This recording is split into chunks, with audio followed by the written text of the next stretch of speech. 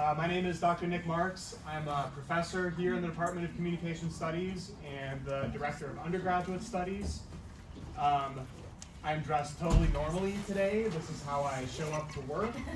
This is what I like to wear, so stop looking at me so funnily. No, we had a costume contest as part of our open house earlier today for the department. So myself and a few of my colleagues, we've organized these events today, this alumni panel, one earlier, and then we had kind of a department party where all you students could show up and find out about all the cool opportunities we offer in communication studies, many of which you'll hear about today from our distinguished alum. But I'm really excited to welcome you all. How many of you are from Dr. Elkin's capstone class? Let me see your hands. Okay, good chunk of you. And then other folks, you're in Professor North's SP 100 class. Yeah, a good chunk of you.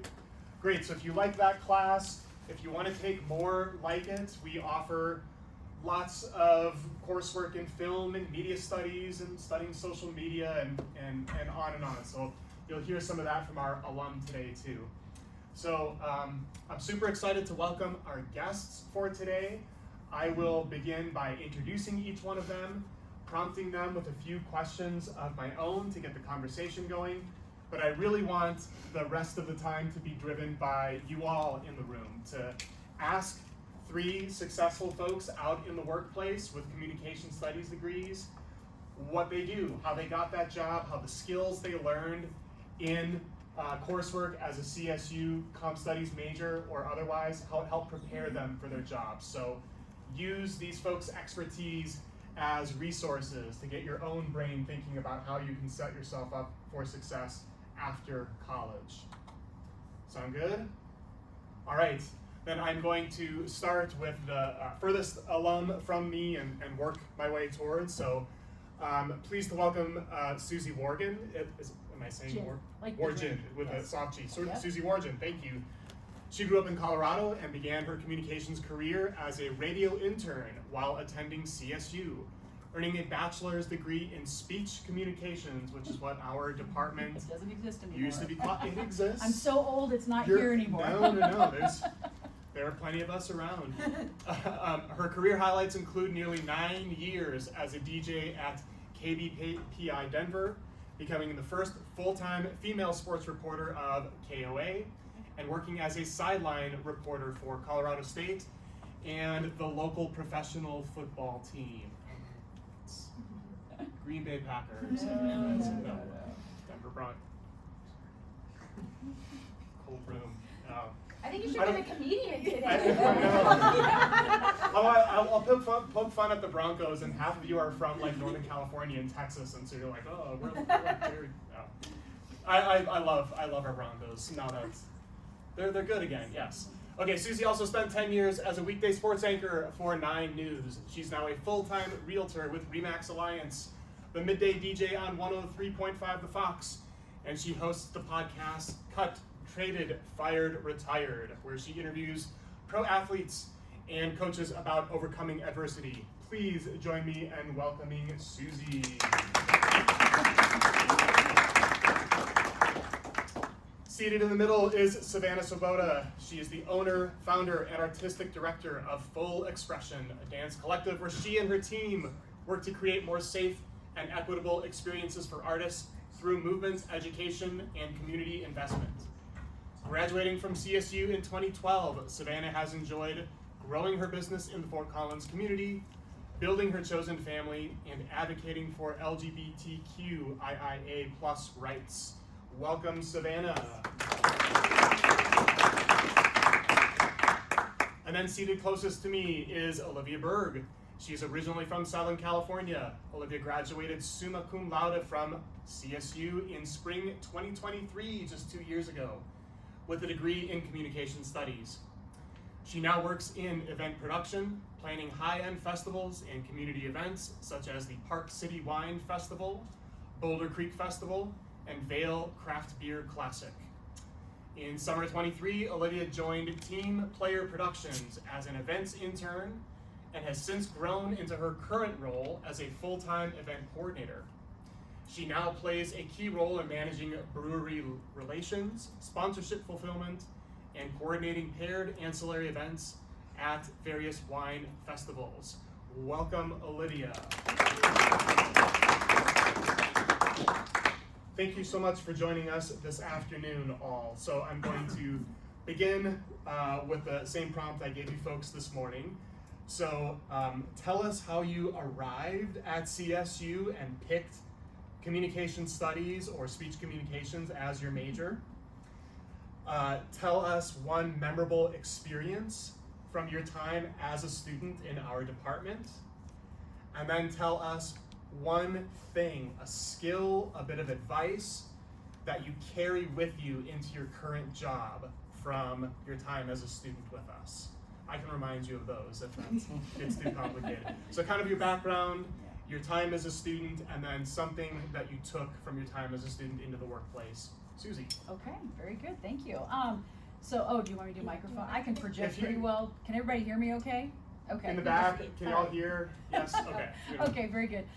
So I grew up in Broomfield, which is not too far away from here, and I didn't want to go to CU because it was way too close to home, so I came to CSU. But there were more reasons than that. I think when I came up to the campus, I was a trainer in high school for football, basketball, and track, so I like wrapped ankles and things like that. So I was an all-state trainer, came up here for the all-state games, just fell in love with CSU. It just felt so good, and I'd been on the CU campus and done things there, but this just seemed like the right place to be. So that was really my main reason. And then the speech communications, one of the main reasons I got into speech comm was because I only had to take, back then we had what were called math mods, and I only had to take 3 of them, and math is not my thing, so I was like, whatever I can do to not take very much math, I'm all in. So, but also I did really want to be in radio and TV, and radio had been, I always wanted to be a DJ since I was very young, so that was kind of my method to trying to get there. Did not have any idea how I was going to get there, but this was the degree that had the emphasis in radio and TV, was then speech communications. Memorable moment up here actually happened. I took a 1 semester of grad school. When I graduated, as you can see, way back in the old days of 1992, for a year I did some radio stuff, but I was just doing part-time, didn't do much, and I was waiting tables. I was doing whatever I could to try and make ends meet, which is what happens sometimes when you're getting into these kinds of professions, because the jobs just aren't quite there right when you graduate. So in 1993, I thought, well, let me go back to graduate school, because that's what you do when you can't find a job, is you go to graduate school. So I did the communications. Speech comm had a graduate school back then, but it really didn't have anything to do with radio and TV. I had 1 class that was radio TV. All the others were analyzing speech and just things that blew my mind, and I didn't do very well in Dr. Burkhart's class, got a D, got put on probation after my first semester. But what I did do is I taught 2 classes of SP 100, which I absolutely love, because my whole thing was I want people to be able to speak, because what's the big thing, we don't do enough of is talking in front of people, feeling comfortable talking in front of people. So I loved teaching SP 100. If I could have just not taken all the graduates classes and just taught speech, I would have stayed in forever, because it was really fun for me. I have people come up, I only taught 2 classes that 1 semester, and I'll have people that come up and say, I took SP 100 from you. So that's kind of cool. And they're like, and you made it fun, you made us feel comfortable, and so that's a cool memory for me. But also my advisor when I was in graduate school, and this leads into the third part of what I keep with me to this day, was Dr. Gill, who they're naming the B-Wing after when they redo Clark. And I went into her in tears when I got put on probation in graduate school, and I felt like the biggest failure. I was like, I don't know what I'm doing. I can't figure out some of these classes. I thought I did great on a paper, and I got a D, and now I have a D in the class. I'm on probation. And she looked at me, and at that time I was just doing some promotions at KTCL. Was I on the air? Yeah, because my first Christmas, I did a Christmas Day shift in 1992. So I was doing some work on the air, but it was like weekend overnights. I mean, the crummiest of the crummiest shifts you could do in radio. And she looked at me, she said, why are you doing grad school? And I'm like, well, because I don't have a job, and I feel like this is what I should be doing. And she said, why don't you spend this time doing what you want to be doing? And so she gave me permission to quit grad school, basically, and to go do what I wanted to do, and not make me feel like a failure, which I did feel like. When I called my parents, I was like, well, my advisor said I could quit grad school. So, and my parents were fine, and it was the best advice I ever got, because she really let me, you're gonna fall, you're gonna have times that don't work out, but then go do what you're passionate about, go do what you wanna be doing. She's like, why are you wasting another year and a half and doing a project and all that when you could be spending that time doing radio and things that you love? So I was like, all right, and I just went all in. I worked more as a bartender to make money, and then worked more at the radio station, and eventually, it all came back around. It just took a long time, and so I had to have that patience, but her advice to me, to really go for what I was passionate about was huge, and not do what people think you should do, because I thought, I need to be back in school, I need to be getting my graduate degree, and it really was the last thing I needed to be doing with my time. So, yeah, a lot of good things, and I keep that to this day with me of it's okay to fall down, and you mentioned my podcast. I talk to so many professional athletes and coaches who have had similar stuff where it's like the way they got to the top was because they had a lot of falls along the way, and then they were able to pick themselves back up and figure out how to get past that. Yeah. That's amazing. So I love learning about the folks up here. Y'all, hi. I am from a tiny town in Nebraska that just did not work for me. And I got to CSU kind of by proxy, and because we're so close, and then also my family we had traveled out here a little bit. So came to CSU, and I wanted to be a dance major, and my dad said, I'm not paying for a performing arts degree, so I did a little bit of business, and then that didn't really work for me, and then I was in pop culture, public speaking, and I really fell in love not only with the program, but with how inclusive it felt to me as a queer person, as a first-generation student, as somebody with a disability, as somebody who's very loud and passionate. I didn't really know where to funnel all of that, and so I found those spaces. So the communication department, the Pride Resource Center, Slice, Alternative Spring Break, I was kind of a hyper leader on campus, and so really those two experiences were my experiences at CSU. Something memorable was, and I was reminded of it when I was on this panel, is the Center for Public Deliberation. So in the few first years of its infancy, I was here from 2008 to 2012, and Martine, I was signing up for an admin appointment, and I was walking down the hallway, and he was like, are you Savannah? And I was like, yes. And another professor had recommended me, and then I did the program, and I got to be part of the program that was talking when they built the campus. So the stadium, thank you. Communication. Before they built the stadium. So getting all the stakeholders, all of the information, it was a lot. And I didn't really even realize it, how valuable it was. And so that's something that's so memorable. And then something that I take with me, and I'm gonna add on. So I work with dancers of all different lifestyles, all different disabilities, all different races, all different sexual orientations, and it's my job to make sure when they come to my class that I meet them where they are at. And so that is very different in the performing arts world, where a lot of performing arts spaces say, no, you mold to us. And I say, no, we're gonna meet you where you're at. So whether you're blind, or if you speak a different language, or if you use a wheelchair, it's my job to make sure my business is safe and accessible for those folks. And that happens through communication styles. So that's one of the biggest things that I've taken. I love that. Yes. Yeah. Well, hello. I'm Olivia, and it's crazy to think just 2 years ago I was in your guys' position, so it's fun to be on the other side of this panel. But I'm excited to be here, and just knowing why I chose CSU. I was a transfer student to CSU. COVID hit my freshman year, and so I was in community college doing school from my parents' bedroom, or my parents' house in my bedroom. And so I didn't really know what I wanted to do or where I wanted to go. I was taking a communication studies class from that community college, and I ended up just falling in love. I had a friend that went here, and so I visited during COVID, and I obviously fell in love with Fort Collins. It's hard to beat.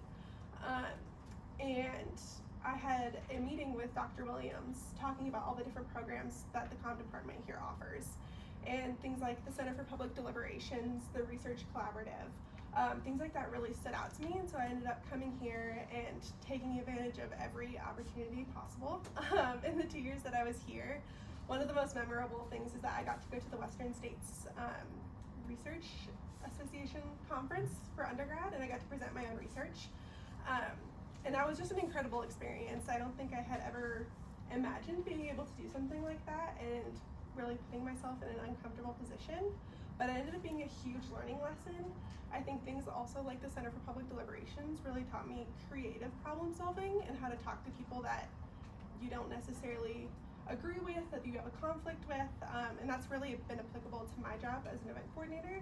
I work with a bunch of different people and nothing ever really seems to go to plan. Everyone has a different idea of how things really should unfold, or there are things that you just don't foresee happening. So just being able to be creative in your problem solving, being able to effectively communicate with people those solutions has been really important. That's something I've learned here at CSU. Great, thank you all. So I have a couple of questions geared toward the graduating seniors in the room for a moment. We traditionally have our alum back to give advice to our outgoing seniors. So you all mentioned briefly kind of your career trajectory, but I wonder if you could describe those in a little bit more detail. So specifically, the journey that began the day after you graduated. Where were you? Like, where were you living? What was your life situation? What did you think was gonna happen to you? What was your first job? Take us from that day to your current position, where you are now. Did it turn out as expected, or were there sort of unexpected challenges that you navigated along the way?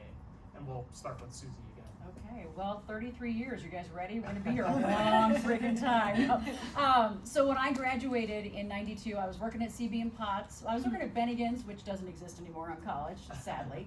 CB and Potts also was on Elizabeth, does not exist anymore, but now it's over on Horsetooth. But I did get a job, so I'd interned at KTCL, which is Channel 93.3, now down in Denver, part of our iHeart group, but at that time it was up here. So I interned at KTCL like my last 2 years of college. I just kept going back, and because I was free, they just kept having me back, which was great. So when I graduated, I did get a job with them. I think I was making like $5.25 an hour, putting up tents, writing public service announcements, doing anything that I could to be at that station, networking all the time. And then honestly, when I was working at CB and Potts, I was waiting tables and bartending, and I networked. I didn't know I was networking. I was 22, but I was talking to people. I was very involved with, just CSU stuff and athletics, and I just knew a lot of people. And one day I was working a lunch shift, and some of the guys came in from the radio station. They're like, oh, so-and-so got fired today, blah, blah, blah. And I was like, oh, that's too bad. But then I'm like, oh, job's open. So I called the general manager at the radio station. I'm like, hey, can I help pick up some duties of, and he's like, sure, absolutely. So I didn't even realize that's what I was doing, was networking and finding things out. I kept working at CB and Potts until it was 3 years before I finally got a job at KBPI. And when I got my job at KBPI, I did middays at KBPI, so down in Denver. I did that for 9 years. I thought I'd hit the jackpot because I was full-time, I had insurance. I was like, here we go, I'm done.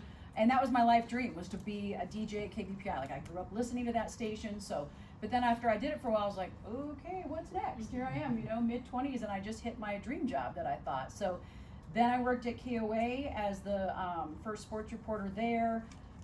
Left there, went to 9 News, worked in TV. I was the main sports anchor in the morning I was at 9 News. I did high school sports and then did regular sports. I hosted all kinds of shows, went to the Olympics, went to the World Series. I got to do some really, really cool things. Also had a family in that time as well. So I had young kids, and I was putting a lot on my husband while I was being a mom and doing all of these things. And so eventually, as the kids got into middle school, I was like, I can't do this morning show anymore. I had to be up at 1:30 in the morning and in at 3 a.m., which is brutal. And that's hair and makeup, me doing it. People think that somebody's there to, like, you walk in and they put you all together, and they don't at the local level. At the network level, they'll do that, but not local level. So it was just really hard. I had to go to bed early. I had to get up super early. Weekends were like a blur because you're trying to like catch up from not getting enough sleep during the week. So when I left 9 News, I knew I was going to leave, and I got my real estate license. It's kind of this is my next part of my life I'm going to do. The radio station found out, iHeart found out that I was leaving 9 News, so they came back to me and said, hey, would you come work at the radio station? So it kind of full circled back around to where I was doing a sports show, talk again at the radio station, building my real estate career, and then eventually started working again at the Fox, which is funny because the music we play at the Fox is what I used to play at KBPI in the 90s, because now all of that is classic rock. So it's kind of, again, full circle. But then I had mentioned at some point to our general manager at iHeart, I said, hey, if the sideline gig ever comes open for the Broncos, I would like to be considered, thinking it would never happen because they always pick a guy, it's always a former athlete. Like, no woman has ever been down there for KOA doing that job. But in 2019, I got this call, and I remember I was actually up here. We've got a place up here because we come up here so much, and it was early morning, and my general manager called, and I was like, oh God, great. And he's like, hey, remember when you told me that if the job ever came open for the Broncos sidelines that you'd like it? And I said, yeah. And he said, well, it's open, do you want it? And I'm like, well, who do I have to try out against? He said, nobody, it's yours if you want it. And I thought, let me ask my family and I'll call you back. So, which I didn't need to do, because my kids were like 19 and 17, and my husband's like, why are you not telling him yes right now? So got a really cool job, but I was 49 years old when I got that opportunity. So it's one of those things that I tell people, there's a lot of people like, I want to go do sidelines, because now there's so many more opportunities, especially for women. There's a lot of opportunities out there, but it's not going to come when you're 22, 23. You really have to put in the time and have that preparation there, so when the opportunity does come, you're able to take it. And I learn all the time. I mean, every week is a different week. Every game is a different outcome, and I've got to be on my toes. I go in, and my zone is the sideline. So I've got to figure out when I go into a game, like, things that are happening. I've got to watch all the time. Is somebody doing something? There's some things I can't report on. I can observe, but I can't report on conversations that I hear, things like that. But obviously I do injuries and whatnot. But if I see Sean Payton ripping Russell Wilson a new one, I can say something like, I can't say what I heard, but I can say, hey, it's getting a little tense down here on the sidelines, and the cameras will pick things up too. So if CBS or somebody starts showing things like that, I can't sometimes see because the guys are huge and I can't go in that certain area. So I've got to watch and see what happens. But then when a game ends, I have to be ready to go with questions. I get a player interview on the field right after the game, and then I head into the locker room and I get a couple more interviews in there, and those are all live. And I mean, I keep massive stats while the game's going on, so I've really got to pay attention to things. So I'm always working skills that really, I mean, I started learning when I was here at CSU, and I'm still in my 50s, and every time it's different, and I'm always modifying how I do something so that I can make sure, and I'll always look back and go, God, I should have asked that question. But it was so, sometimes it's not there right when you're doing it, and later it's there. It's like anytime you talk to somebody, you wish you would have said something that was not there. But it's fun, and it's, I don't even know, what did you ask? Oh, how, Just we your just went through 33 years of my life, so there you go. Well, All right, here we are. I loved how you, no matter what stage of life or career stop you were at, managing relationships and interpersonal sort of Yes. savvy was really central to your career trajectory. It wasn't just like a straight line, but it was knowing people and keeping them in your good Yes. graces and sort of Never burning a bridge. Right. Yeah, you've always got to keep those relationships. And one of the reasons I do well with the podcast is because I've created relationships over all of these years with alumni and former Broncos and players and things like that. And so when I call them up and I'm like, hey, would you want to come in and be a guest? They've all said yes. And they just have these great stories, which is really cool. And I think once they get done with their careers, they're able to look back and go through and kind of figure out, where their path was, which I think is really cool too. But you can just never stop learning. We can always get better. Dave Logan, who does our play-by-play, will call his 600th game on Sunday, which is crazy. He's been in the booth for 35 years now, and he's always doing something to get better. And I'm like, Dave's like the icon. And so it doesn't matter how good you are, you can always improve, make those relationships, and just get better at your craft all the time. That's great. Thank you, Susie. Yes, so I graduated in 2012, and I had an internship that was my senior year, and I hate saying this now because of how I feel about the company now, but I worked for Target, and now I boycott Target because of my values. And so I didn't talk about it round one, but that's who I worked for 6 years, and I worked in HR, diversity, equity, and inclusion. We were the first company to really take a stance then on trans inclusion in bathrooms. As HR, I would get called and people would give me death threats because they were so upset. And now the company has taken a different turn. So I was 6 years with them, and I loved what I got to do. I got money to come to campus and do resume review. I got money to go to different campuses and talk about diversity, equity, inclusion, and do recruiting and be at these large events.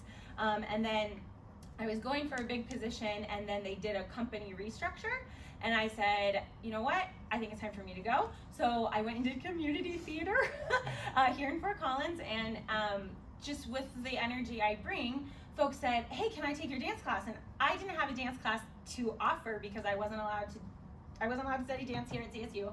And then but I did the drag shows at CSU. I found my people at CSU. If you're at all in the drag scene, the drag show used to be in the basement of this building, and now it's this huge event up in the ballrooms. And awesome. Isn't that awesome? I know. So I worked for Target for 6 years, took a 6-month hiatus, went to an HR software firm where I was HR business partner in diversity, equity, inclusion.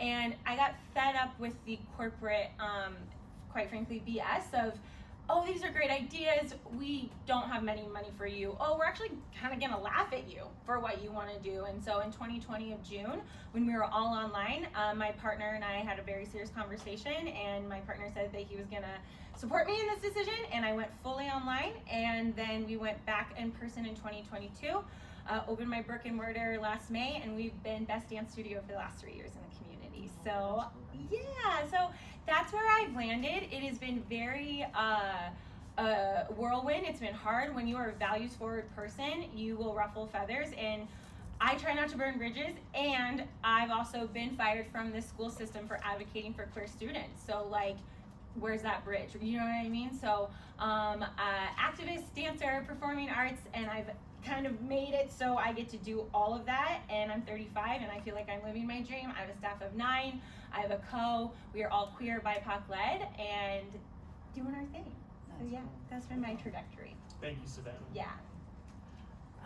Well, in spring 2023, I was taking Dr. Belliquet's conflict management class, and part of that class was that we had to go to the career fair.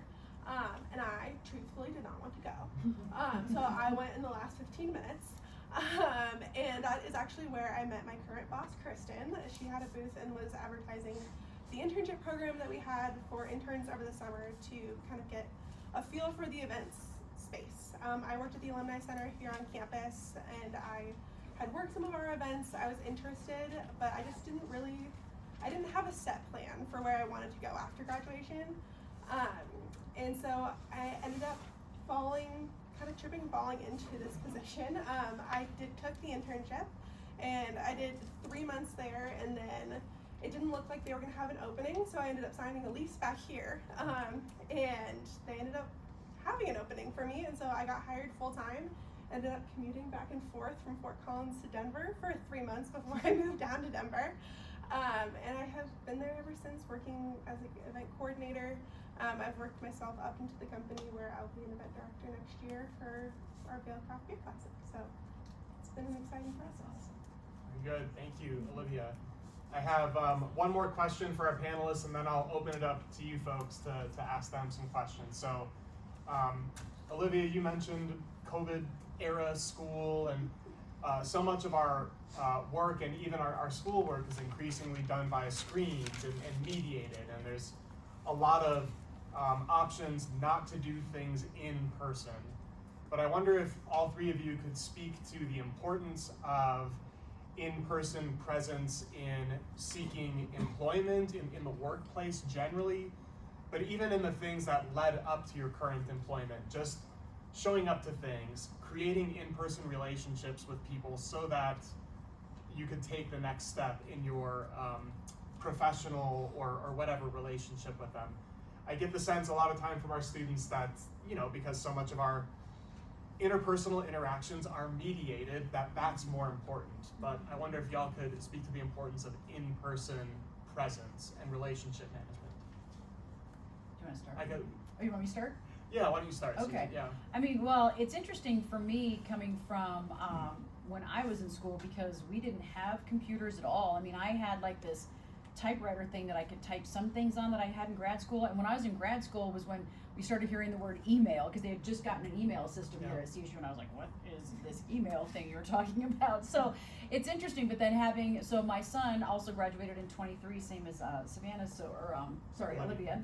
And I saw the COVID thing happen. I also have a daughter who was a 2020 grad in high school, so there was so much of that I had as a parent. It was kind of interesting. It did help some things that we did in real estate. There were a couple of things that good that came out of COVID.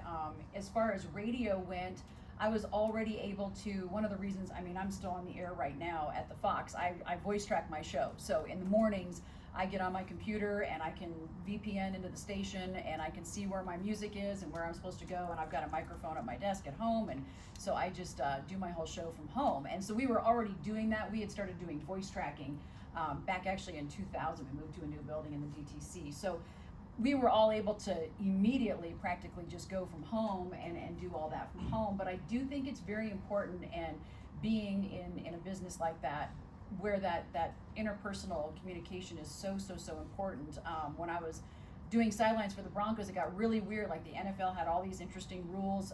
I still did sidelines in 2020, but I was in the first row of the stadium. I couldn't be down on the sideline where they were, and nobody else was in the stadium. I mean, I was me, and I was like, this is the weirdest thing. I'm in an empty stadium of 76,000 people that aren't here. It's me roaming the front row of this thing, and I couldn't get that. I really missed that whole being able to talk to players and have that, because then I couldn't do that, and that's part of what I love to do. And we get 3 times a week where it's called open locker room, where we can go in and they give us 45 minutes and players will sit at their lockers and we can go and chat with them.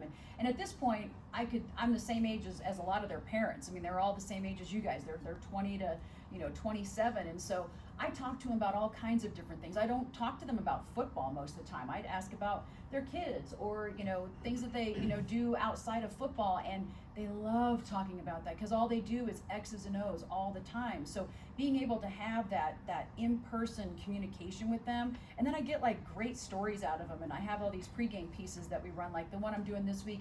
We have a bunch of guys on the team that have initials for first names. There's RJ, there's JK, there's DJ. And so I asked them all, like, do you guys know what these initials stand for? Like, what are these guys' real names? And they, some of them knew, some of them didn't, but I'm able to have some fun with them. But that's all. You can't do that with a screen or just, kind of seeing them from that. So being able to talk, and I mean, in real estate, we have to be able to communicate with people, but there's a lot that happens in real estate that's online, because everything, you look at everything on Zillow, you look at everything online before you go out and look at houses, but it's still so super important to have that face-to-face for relationships.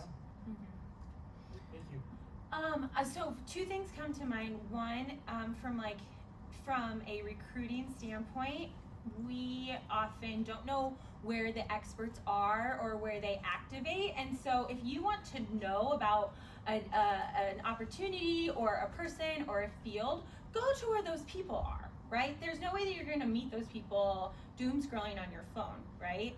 And so every night when I go home, no. So go activate those spaces and be bold. I'm a dancer, I'm in performing arts. I am the product. I have to sell myself. So I'm a tap dancer by trade, and I've been doing that since I was 10 years old. I'm 35, and so when people see me tap, they're like, oh my God, and not to toot my own horn, but I can at 35, and people say, I want to do that. If I just talk to you about my tap dancing, you're like, sure. And that it's a difference. So be bold, put yourself out there when, and how uncomfortable probably is that if you aren't used to that, right? And so I will talk to anyone, and if that's not something that you're comfortable with, start going into those spaces, whether it's a more casual or more professional event, activate in those spaces. And if you've got something to sell or you've got an idea, say it, because people are so scared. There was no queer dance space here 8 years ago, and now there are many more diverse queer spaces, and I'm so happy that I decided to take that plunge and there's more space. So that is what I would say about those in-person interactions, because social media is valuable and it will go a long way in most fields, but that in interperson, I met somebody in the open house, and she's going to talk to us in a few weeks about her internship. So, and she put herself out there. We have internships at my studio.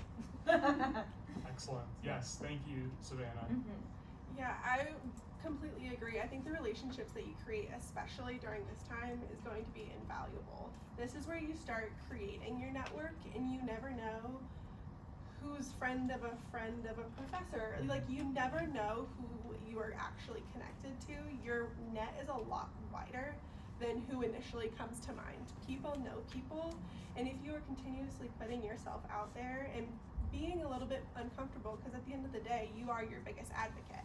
You know your biggest skill set, and people respect those who are direct and are saying like, I am really interested in what you do. I would love to hear more.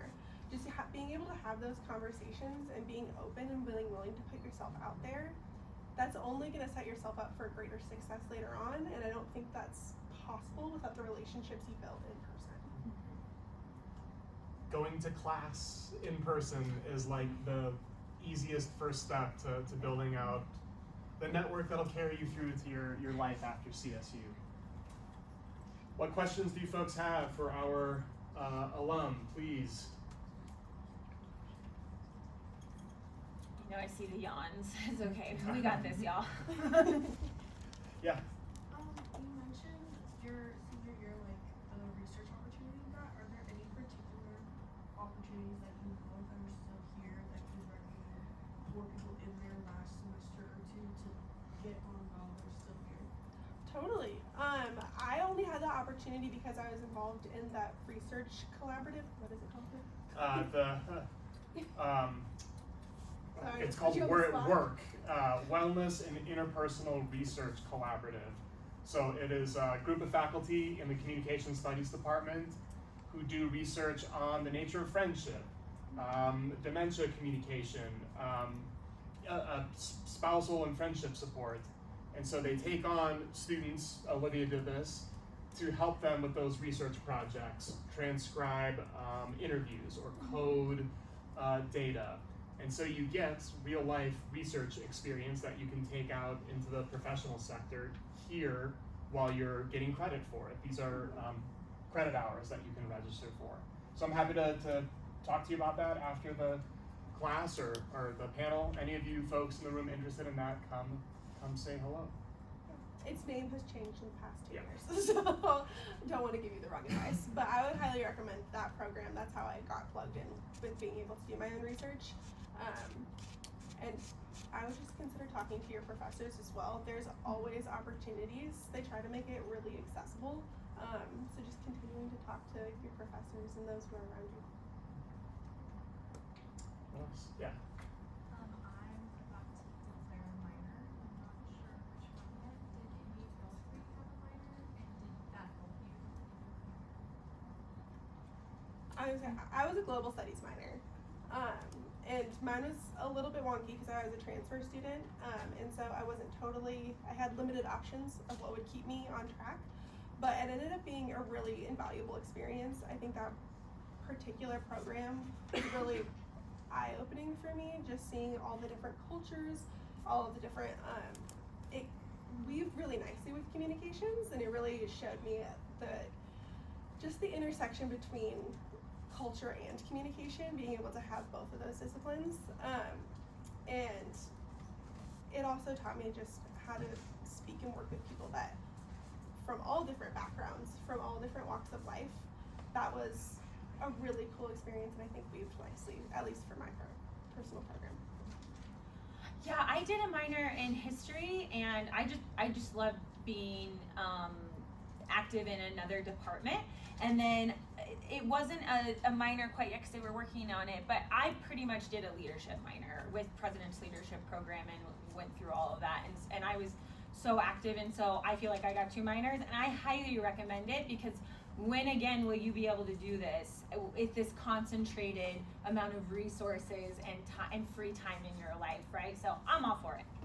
Yeah, I did not minor. I think I worked a lot, and so I minored in waiting tables. But honestly, I was thinking about that as we talked about personal, kind of your tribe. There are groups of people that I worked with at Bennigan's and at Potts, and we are all still very close. In fact, we all just had a reunion at the last football game, my Bennigan's guys, and one of them's a loan officer, and so he and I do real estate deals together. We worked together, in the early 90s, which was cool. But with my son, who just graduated a couple years ago, he double majored. He was here for 5 years, so it was easier to do that. Double majored and double minored. He did a minor in German. He had a major in international studies and history, and then minor German and something else. We're like, if you're gonna be there for a 5th year, you're gonna do some stuff. Yeah. So, but he did ROTC, so that took a lot of his time as well. Yeah. And I'll echo something all 3 of the panelists gestured towards, that although a lot of this discussion is centered on career paths after college, don't forget that your time as a student at CSU is like the most dedicated amount of time you'll have in your life to learning things, especially learning new and different things. Once you leave here, your kind of world gets a little smaller and you kind of fall into your track with life and family and career and stuff.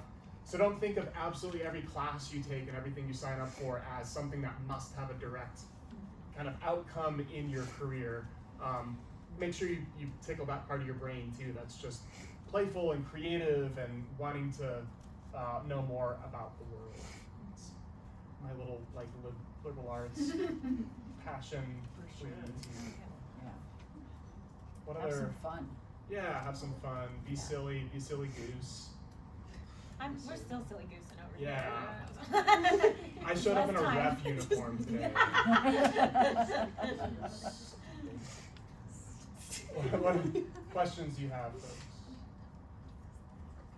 Yeah. You know, like you graduated like just now, but and already you're up here on this panel, and I guess I would say it's just like, how do you hit the ground running? This is my last semester. I'm done in December, so I'm ready to hit the ground running. I just don't know how necessarily. And that's normal. Don't think that that's like abnormal. That's a very universal experience. We're young, Yeah, there's plenty of time. I think I took advantage of every opportunity. I was very eager, and I still am, of just exploring all of my passions. This is a kind of a time to trial and error. Some things are going to work, some things aren't, but that's very much okay. This is just kind of a learning time. So just approaching everything with a sense of like eagerness and excitement to learn has always been like my approach to it. Just take advantage of every opportunity. Thank you. And your story is going to be different than other people's stories. Yes. Right? You know, Hopefully. but for real, and like, failing is a good thing. I have failed so many times to get to where I'm at, and like, even though we look shiny behind this table, there's so much sacrifice that goes into what's going on. So you're just at the beginning. It's so exciting. You I got know, this. I'm ready for it. Yeah.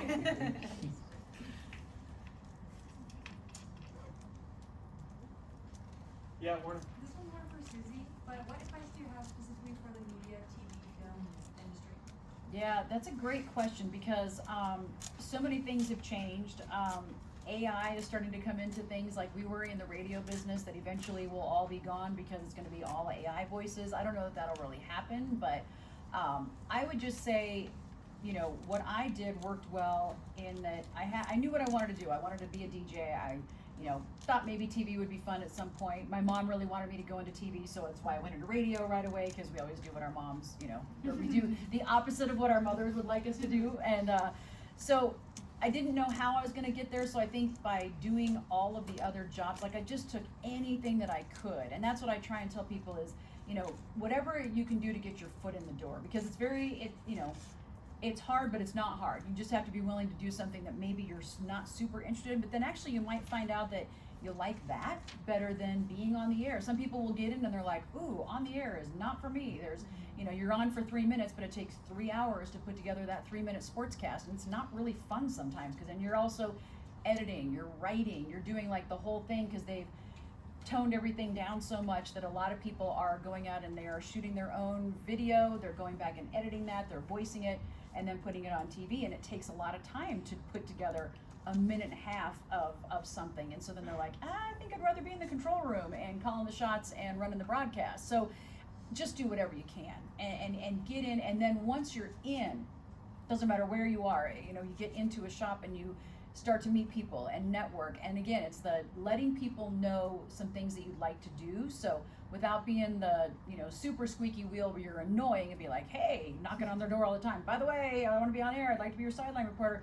Bringing it up, chatting, just very naturally, I would say, and making those relationships, and it will happen. I mean, you look at a lot of the people, and a lot of people have the same stories. Tracy Wolfson, who was like the lead sideline gal for the CBS with Jim Nance and Tony Romo, she has a similar story from college, and kind of she did news first, and then she got into the sports part of things, and then got on this #1 team, but she was willing to do it along the way, and she's got 3 boys, and they're in high school, so she figures out how to balance being a mom and being the lead on the top CBS TV broadcast for football, and she also does basketball too. She does NCAA, but we all kind of have similar stories to where we've just done whatever we needed to do along the way, met people, and then somebody said, hey, by the way, she works really hard, or he's a really good worker, boom, boom, boom, there you are, moving up the ladder, but it just might take a little while. So that's the problem I think people have, is the patience factor, where you want to hit the ground running, and that's awesome, and do it, but you may not get to the exact same thing or the exact thing you're looking for right away,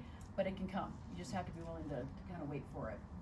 Yeah. I'm gonna ask a quick question that I think touches on the last couple, and it's one that I've heard from recent graduates, keeping in touch with people who are months removed from graduation, and it's something we talked a little bit about this morning. Is that this particular moment is pretty tough. That the job market is very contracted right now. What can students do to distinguish themselves from everybody else out there with much more experience, looking for jobs, looking for the same type of jobs that used to go to fresh out of college students like the ones in this room? What advice would you offer those folks? I worked for free a lot. I mean, and that's not fun. That's why I had to wait tables a lot, but I did a lot of free stuff when I was at KOA. I was like willing to go to KOA to go to some Rockies games and get some post game and start, creating those relationships with players. And I did it all for free. I was getting a salary at KBPI, but I wasn't getting any extra money to work at KOA. And did I feel like I got taken advantage of? Maybe, but it was also invaluable experience for me to be able. I was on the afternoon show on KOA. I was the sports chick. I was doing sports updates, and that was cool, and it gave me some really, really good experience, but I didn't get paid for it. So sometimes I'm like, sometimes you have to, and it's much easier to do when you're in college rather than when you're just graduated and trying to find a job, but you may have to do something else, some other kind of side hustle, so that you can do what you want to do, and people will let you work for free. A lot of people will let you do that. So call it volunteering or yes, something exactly. else, Yeah. To say, hey, can I go cover, that soccer game and write a web article for you? And they're like, sure. And that's where people that want to get into sports, I'm like, go talk to athletics and go volunteer to go to the sports that don't get all the coverage, where they could use somebody to write a web story for them or something like that, and just start to get your feet wet that way. And then you've met some more people, and then you've met some more people. Oh, now they need you at a basketball game. Now they need you at a football game. It just kind of goes like that. Can you repeat the question one more time? I know what you said. Just the toughness of the current moment of Yeah. people looking Yeah. for jobs, Got it. and what advice you'd give to these folks. Yes, I dissociated for a second. I'm sorry. I was thinking about what I said this morning. So one, I just want to acknowledge it is hard out there. And when we hear of UPS laying off 64,000 jobs this week, when we hear of really mass layoffs, Amazon, that is cause for concern. There's a lot going on, and we all got to get through this together. So networking is nothing more than community building, and I have a whole lecture on this that I give to the President's Leadership Program. But you are building your community for a need. So whether your need is basic level, like housing, food, things like that, you might need to get that. Or if you're like, hey, I have those hierarchy of needs now, I need a community where I can learn a skill that, this position needs, but I don't have it yet. So how do I go learn that, right? So the main thing that I want for you to encourage you to do is to find something that gives you hope. Find your own side hustle. Find something that doesn't put you to sleep, or that you dread going to work every day. My co-leader right now, I couldn't afford to hire her. She deserves to have a full livable salary, and so she worked with me and volunteered and worked for like $300 a month for 3 years until I could get her over here. Wow. I know, isn't that amazing? And she was doing DoorDash to buy her tap shoes 8 years ago, and now I get to pay her a living wage. So that's a great example of that. yeah, truly. And so yes, more accessible things need to happen. Yes, people need to not have red lines and things like that, but you need to champion yourself and work on a passion project that has nothing to do with your 9 to 5 or how you're putting food on the table. And then, because then somebody will come to you and you'll be like, oh my gosh, look at this thing that I have, and your peers won't have it. I completely agree. I think the perfect opportunity right outside of college doesn't come along for many of us. I was an intern for 6 months, for example, and like I was hoping to walk out with a full-time job right away out of college, and that's just not realistic. Well, at least it wasn't for me. And so just saying yes to opportunities that come. You're not making a lifelong commitment to your first job. Like, you don't necessarily have to retire at the same job that you start freshly post-grad. So just know that you're making a decision for the next however long. It was really daunting for me to think of, well, I have to decide what career I want to do for the rest of my life when I am 22 years old. And I was like, that's just a daunting thought. And some great advice I got was, think about what you want to do for the next 2 years. It doesn't even have to be that long. Think about what you want to do for the next year. Where do you want to be in 2 years from now? What do you want to have accomplished? And start working in smaller chunks rather than taking on your whole life, because a lot happens, and more than likely you're not going to retire at the job that you get when you're 22.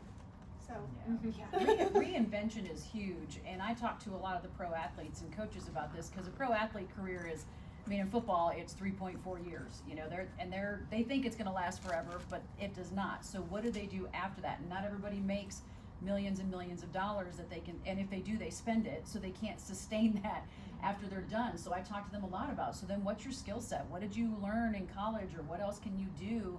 And they struggle. It is really, really hard, because all they've known their whole life is, I am a football player, I am a basketball player, and they don't know how to then transition. So that's why you'll see a lot of them go into media. Like, I was in there like, oh, I like what you do, that should be fun, I can talk football. And then they realize it's also hard to be in media too. So, but that constant, you know, reinvention is huge. You do not have to be, you know, one thing at 22 and stay that until you retire at 65. Heck no.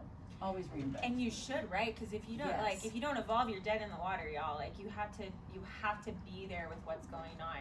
And I, as much as I hate AI, and I do, and we have a no AI policy at my business because we are performing arts, and I have to protect people. You have to know how AI is affecting the field that you are in, and you have to be knowledgeable about it, and you need to have an opinion on it, is what I think. Thank you for that. I concur. Yeah, other questions?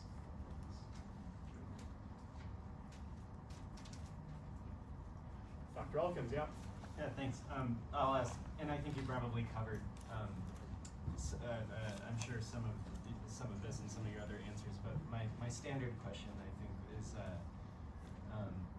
if you could give your college self any one piece of advice, what would that be? What do you know now that you wish you knew back then? Take that in any order. I know that's a heavy, I'm gonna ramble for 10 seconds to give you time to think. Yeah. Because I No. don't know what I would say. I think what I would say is just the patience factor, you know, and especially as I look back on everything I've done over all these years, I'm like, I mean, if you'd asked me at 22, honestly, all I wanted to do was be a DJ at KBPI, and I was like perfectly fine, and you know, that would have been my dream thing. And if you'd have said, oh, and you'll also be the first to do this, and you'll be on the sidelines of Broncos games, and you'll host John Elway's show someday, and I'd be like, no chance. You know, I would have never ever thought that. So I think, you know, looking back of like, you know, really you can think big, be patient, and if you just keep working, I mean, good things will come. They really, really will. Yeah. For me, confidence was a huge thing for me. Like, I really needed to do some inner work, and like, this is like very, like, more of a personal note, but I had to do some inner work to really like understand how to effectively change space, how to change people's views, how to create safer space, how to create equity. And as a white femme, I have so much power and privilege, and I was like, I can use this for good. So I think, like, I would tell myself, like, girl, you're gonna be okay, work on that confidence. And like, those people in boardrooms and like who feel scary, like, they're just insecure and intimidating, and so like, you're gonna do it. And like, you say, being the first at something is very, like, you have to be so bold. Sorry, I'm just thinking about like all those things that you have to do to like brand yourself and be okay with, and so I'm getting on a little tangent right now, but you're gonna be okay. Work on the things that you need to work on, and also, like, your definition of success can be your definition of success, doesn't need to be 100%. anybody else's. And the more you can like get into that mind frame, like get away from parents or society or whatever, the more free you're gonna be. Absolutely. I would say confidence for me as well. Just to be Yeah. confident in my skill set and what I've acquired. I like to describe it of like when I was graduating, I felt like I was diving off of a diving board and hoping that I knew how to swim. And so I would say that I was given all the skills to learn how to swim. Sometimes it doesn't feel like it, but I had I didn't have necessarily the confidence to feel like I knew fully what I was doing, and then I realized nobody else does know what they're doing either. Yeah. So just knowing that I wasn't alone in that and being confident in the skills that I do have and what I do bring to the table has been a massive learning experience, and I wish I could go back and tell myself that. I mean, confidence-wise, same thing for me too.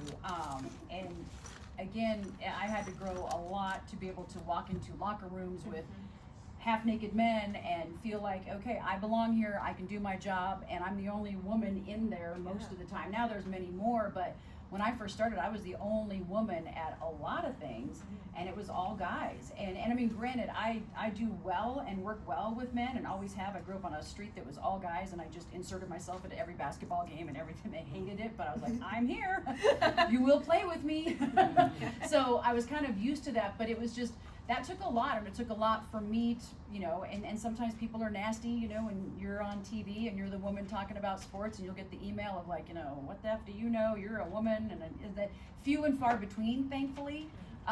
But that's hard, and that's very hard, and that's another thing I'd probably tell my college self is like, you can't, sometimes you gotta take out there's always gonna be those people, and you can have 100 people tell you what a great job you're doing, and then that one gets under your skin and tells you your hair looks like crap and you don't know what you're talking about and you should go do something else, and you're like, oh my God, maybe I should. And you're like, no, that is one little nasty person that you cannot, and that's the one that sits in the back of your head sometimes too. So push those people away and push those thoughts away. Stamp that. Yeah.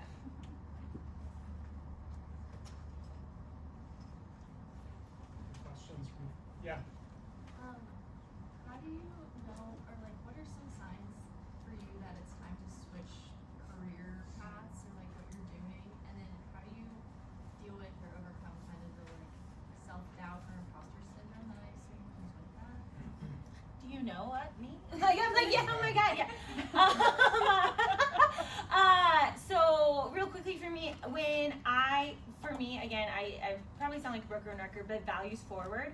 For me, like when my soul, my spirit just could not hang out anymore, and there's been some times where I could leave, and then sometimes I couldn't because I didn't have all the resources in place. And so, if you can and leave, like leave. Life is way too short to make other people happy and make other people money. So if you can leave, do what you need to do, and don't worry because they're gonna be fine. You're gonna leave, and they don't, like most companies don't care. Like, and I know that's gross, but like. And then imposter syndrome. Whether it's like consume things that will make you confident. So I might and know how you show up confident. Like today, I was so nervous. Like I'm sweating under here, right? But like I made sure I had a meal. I made sure I knew what I was talking about. And even though I'm an expert in my field, I still get imposter syndrome. And so just having so much grace for myself and understanding like everybody has imposter syndrome, and if they don't. You're lying to me. Like you're lying to me. So yeah, that's how I would answer that. I completely agree. I feel like imposter syndrome is inevitable, especially like I had it today of just like well, it's just crazy to think of like 2 years ago I was in your guys' shoes, and so I also just want to speak to like that's so normal and everyone experiences that in different like avenues. Sorry, what was your other question? It's not like changing career paths. Yeah. I was gonna say, I'll defer. It'll come at some point, I'm sure. Yeah. Well, when I left 9 News, people ask all the time, why'd you leave TV? Because TV is like, you know, it's glamorous, it's this, it's that, and for me it was family time. It was not worth it to me to have to put so much on my husband to take care of our kids. I really wanted to be more involved, especially as I got into middle school. It was more important, and looking back, I'm like, that was the time to be involved more so than elementary school. And I was a volunteering, I was in everything because I had such guilt. I was like, I'm just not being a good mom. So I mean, they're like, could you not volunteer for everything? And I'm like, oh no, I'll be there. I'm making cookies, I'm doing this, So, and that was also exhausting, trying to like keep up with the job and do all this stuff and be that mom that was there. But then middle school and high school, it was easier because I didn't have that kind of a shift. So it was difficult. When I went to our news director, who happened to be a woman, and I said, hey, I want to, at first I went down to 3/4 time for the last year of my contract, and then when they asked me, are you gonna come back? And I said, no, I'm not. And when she gave me my contract to go to 3/4 time, she said, I hope the other women here don't hear about this. And in my mind, because I wanted to spend, and she had kids, but she elected to spend lots of time there, and that was fine. But I was like, I want to be around my family more. And after I left, there was an exodus of women who went, oh, there is life outside of TV. Kyle Dyer left, there were a ton of women that said, oh my gosh, I feel like there's something else out there for me. So I just think it's important to, and I will never, 9 News gave me some incredible opportunities, and I will never diss them for that because it was phenomenal, the things I got to do, but it just got to be too much to try and balance everything. Yeah. And I have imposter syndrome, even as I do sidelines sometimes. I'm like, I don't wear all the crazy clothes that all the other women, like, I don't do, rent the runway, but I'm also having to sit out in snow sometimes, so I have to be practical with what I wear. But I'm like, do I fit in with like all these women that are doing this? And you do, but it's just, you have to get that out of your head. Yep. Yeah. Very good question. Yeah. What about some of you other folks who are just early in your time at CSU? What do you kind of wonder about? Could be school specific or.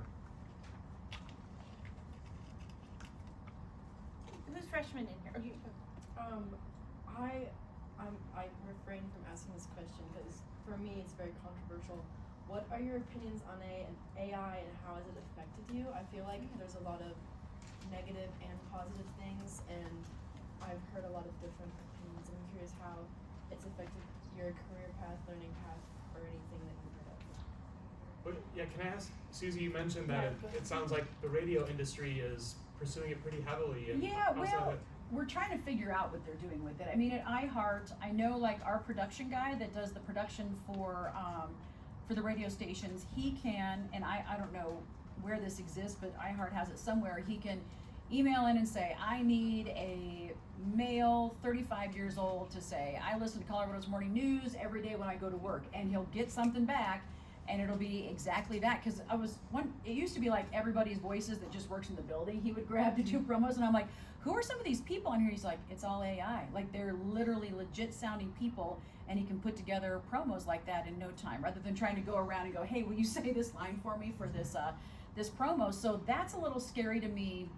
It's helped him a lot. It's streamlined how he does his job, but it's like, well, how will they? And I've had people say, hey, are you on in like Cleveland? And I'm like, no. And they're like, oh, somebody sounds just like you. And then my antennas go up, and I'm thinking, is somebody using my voice, to sound like me? There's going to be women that have similar voices like me, so that's going to happen. But I think, as I voice track our afternoon guy on the Fox, Greg Stone, he voice tracks for 7 other radio stations besides just Denver. He's also in a lot of our other smaller markets. iHeart is a huge station, so that's taken away jobs from people being able to get in. And we've done that's been 25 years now that's been happening. But I worry about AI taking over and emulating some of the voices that have been around for a long time, because you just don't hear young voices coming into the industry. And so when we go away, what happens to radio? I don't know. It's going to be really interesting to see. So I'm still forming an opinion, because I'm like, is it, I use it sometimes for writing my descriptions for real estate. It works out really nice to chat GPT that, because you get writer's block. And I'm like, I just need, here's all my points, put it into a different way than how I would say it. And then I still go in and I edit it. Some people just throw it out there, and you can always tell when it's done by chat GPT. So I can't imagine being in school and having that kind of a resource now at all. That blows my mind. Yeah. No As I'm comments. sure it does, yeah. I'm happy to hear y'all's experience and opinions on it. Yeah. In the performing arts world, it's very scary for so many different reasons. Actors, voice actors, dancers are one of the least protected performing arts folks out there. Like choreography, to get that trademark or copyright is very hard. And so I'm really on the side of protection policy, and as a business owner, I have to ask, where's the value?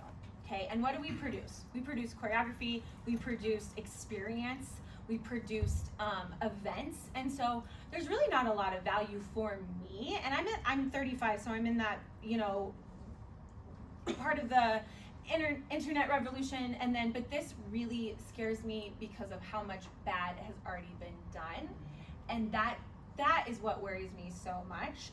You know, I'll be doom scrolling and I'll be like, okay, I have to check if this is an IP, right? And I'm sure we're all having this. Real? Is it real? And Yeah. so I think the biggest thing is to have a critical, sharp mind in anything you consume, and understand to know how to research, check facts, things like that. Because like I said earlier, AI is going to affect all of us, and so it's how knowledgeable you are. At first, when everything came out, I just wanted to put my head in the sand, and then you evolve or die. And so, like, I was like, okay, I have to really embrace this and understand it, and also have boundaries in a place that I operate. So, yeah, that's what I think about it. That was so eloquently said. I truthfully haven't had that much experience with it in my position. I work with a lot of restaurants, breweries, wineries, so it's a lot of people work, and so I haven't had as much experience with it. I completely agree with the doom scrolling piece of like, sometimes it's really scary to see like what actually like looks real and what isn't. I think it can be used in good ways, but I would agree it's done a lot of bad thus far. And if you get into media, you really have to be careful of looking at things and is that really true? And the fact checking it's huge, because you can get burned so hard if you bite on something that has been, and we've seen people do that where you're like, oh man, why did you retweet that? That is so not real. It's fake. Yeah, so you have to be super careful. I think a big part of what we do in communication studies, and if many of you are in other liberal arts disciplines like political science or history or whatever, is you study the value that human beings create, to Savannah's point. Like, nothing creates value in this world except humans and human labor. AI creates something. I wouldn't call it like a thing that generates value like artistic expression does, or like a new product would. So be thinking about, as you go through this moment, how you can recenter your fundamentally human nature, like the messiness of being a human, the ambivalence of it, the highs and lows, the creative things that you're capable of, which still far outpace anything that machine learning can do. You're the ones that have to live in the world, right? Not the thing that you throw into ChatGPT and it spits back out for you. So protect that. It goes back to the human connection. Yeah. So important. Yeah. And if you think about sustainability, you know, I don't have sorry. No, that Yeah. it burns down the earth too. Please, Well, you're concerned about that. I mean, that's all, you see the evidence. These people living by these plants. Sorry, I'm gonna go on a rant. But anyway, the sustainability of, so in 25 years, and I don't have a reference of what I'm about to quote, but they predict that people will pay high dollar for human interaction. And so create a business that's human interaction. Continue to be in that field, because I feel like I have longevity because I offer body movement and human connection and education. And so I'm not really worried, because I think people are gonna I think everybody's gonna be, or AI's gonna do what it's gonna do, and then we're gonna land, and I think people are going to want that human connection again. And all those places that disappear because of AI, well, where are you going to go now? So I'm like, I'm going to be here. I'm going to be here. Well, there's nothing that proved that more than COVID. I think we all saw how much we crave human connection after that. Totally. It's a good question. We have time maybe for one more question for our panelists.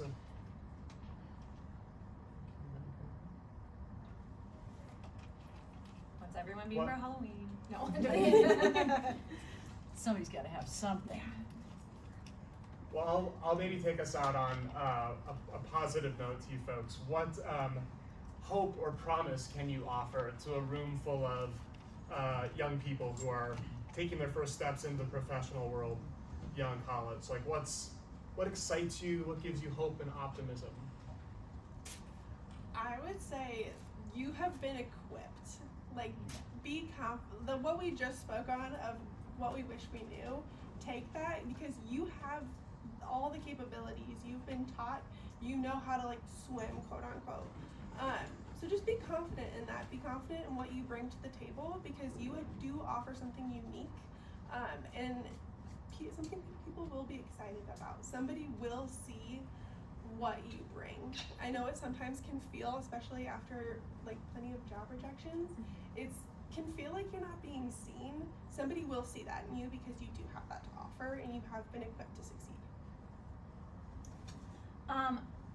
This sounds so cheesy, but you all give me hope. I have an intern, Taylor. She's 22. She's a recent graduate. And to think about all of these negative things that are going on in the world. And by the way, throughout history, all of these negative things have continued to happen. We're just living in this moment. And it's an opportunity to decide how I'm going to leave this world and have a mark on this world. And I see Taylor, and she's so excited, and she has all of these things, and she's so overwhelmed. But the way she's approaching it is like, I've got this, even though if I don't know what I'm doing.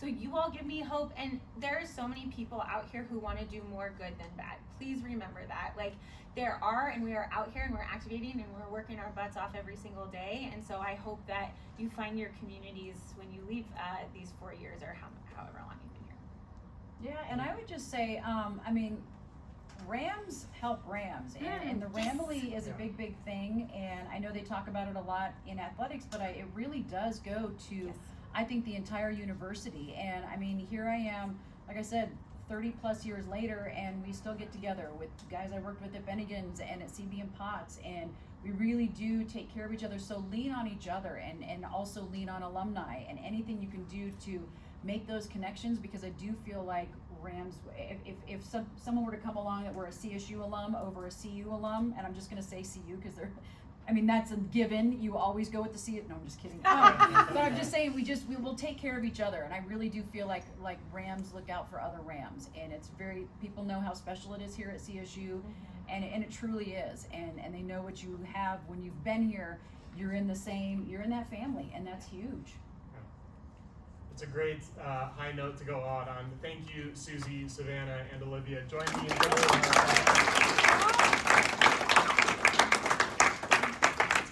If you have questions for our panelists, please feel free to connect with them after the panel here. Thanks so much for joining.